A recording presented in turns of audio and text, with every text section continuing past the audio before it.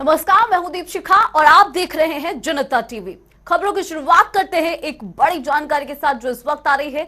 बेहद ही महत्वपूर्ण खबर हरियाणा के सिरसा से, जहां शहीदों के सम्मान में बीजेपी की तिरंगा यात्रा निकाली गई है।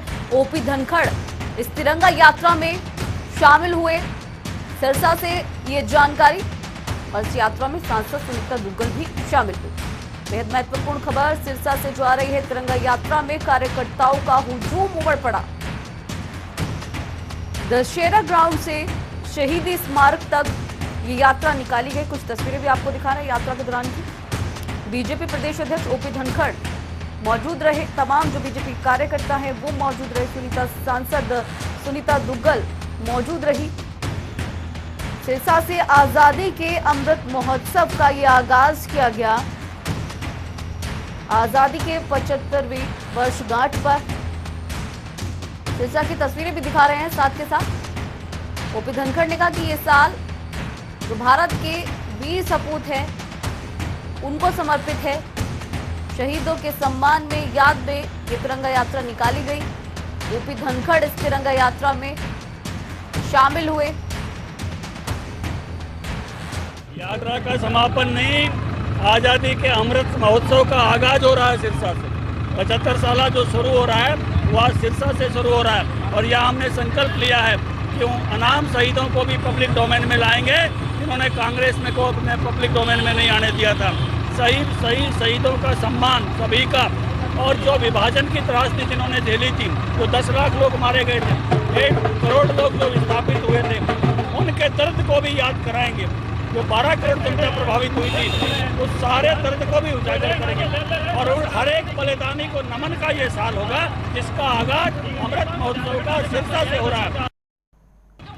शहीदों के सम्मान में तिरंगा यात्रा निकाली जा रही है। और आज जो है सिरसा में, ये हरियाणा के आखिरी छोर में है, आज यहाँ पर समापन है। तो मैं अपने दिल से जो है हमारे शहीदों को मन से सम्मान करती हूँ। और हमारी तिरंगा यात्रा जो है वो शहीदों की याद में आज निकाली जा रही है। बहुत सारे देशवासियों को स्वतंत्रता दिवस की बहुत शुभकामनाएं।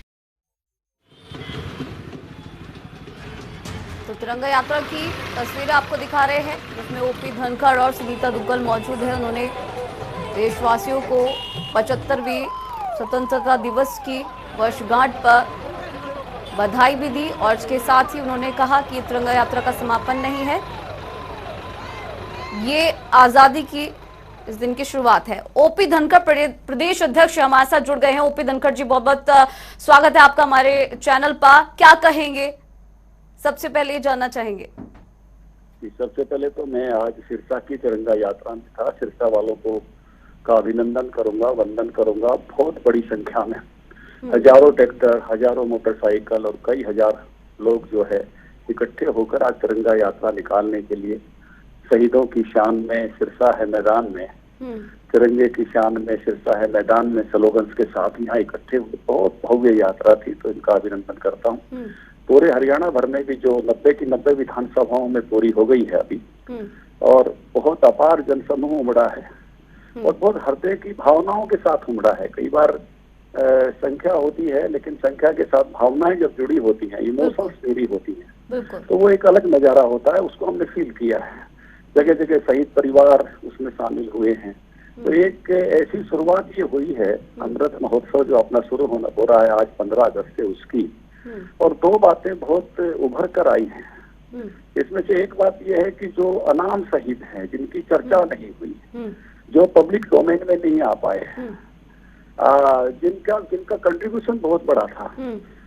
चौधरी हरिराम फोगाट से भालोट के रोड तक की 42 के आंदोलन में 3 पीढ़ियों के साथ जेल में चले गए थे। अपनी माँ, अपनी पत्नी, अपने छोटे बच्चों को गोद में लेके, उनकी पत्नी और जो है डांगर ढोर बेच के, और उनकी एक बेटी जो है वो जेल में मर गई। उनकी पत्नी ने लाहौर जेल में तिरंगा फहराया। एक बेटे का जन्म जो है वो जेल में हुआ। मतलब आप देखिए कि कैसे कैसे लोग थे, पूरा परिवार जेल में चला गया। लेकिन यहाँ अगर हरियाणा में भी आप पूछेंगे तो चौधरी हरिराम फोगाट को बचाने वाले लोग नहीं होंगे। झांसी की लाल सड़क का झांसी वाले को बता देंगे, पूरे प्रदेश में उसका व्याप नहीं होगा। ऐसी अनेकों गुमनाम कथाओं को पब्लिक डोमेन में लाएंगे और विभाजन की त्रासदी। किसी ने कहा है कि भारत को जो आजादी मिली वो विभाजन की कीमत पर मिली। और विभाजन की कीमत क्या है? विभाजन की कीमत है 5 से 10 लाख लोगों की मौत, 1.5 करोड़ शरणार्थी, हजारों हजार बहनों को अगवा कर दिया गया। ये विभाजन की कीमत है। तो ये जो जिन्होंने इस त्रासदी को सहा है, वो सारी कथाएं पब्लिक डोमेन में आनी चाहिए। जैसे इजराइल में होलोकॉस्ट म्यूजियम में अपनी सारी पीड़ा की कथा को सजा के रखा है कि ये पीड़ा में से हमारी पीढ़ियां फिर नहीं गुजरे। हम भी ये चाहते हैं कि ये पीड़ा जो है जीवंत हो 75वें साल में, जिससे आने वाली पीढ़ियों को कभी उस पीड़ा से गुजरना नहीं पड़े। बिल्कुल। ये इसकी शुरुआत हमने आज इससे की है। एक कमेटी भारतीय जनता पार्टी की प्रदेश स्तर की अमृत महोत्सव की बनाएंगे और लगातार इस प्रकार के कार्यक्रमों की श्रृंखला चलाएंगे, जिससे वो दृश्य जीवंत हो सके जो 47 में था या 1857 से 47 के 90 साल के संघर्ष में था। बिल्कुल ओपी जी, बहुत बहुत शुक्रिया हमारे साथ जुड़ने के लिए, और हम शुभकामनाएं देते हैं कि आप अपने इस काम को आगे बढ़ाएं और ऐसे शहीदों को पब्लिक डोमेन में लाएं।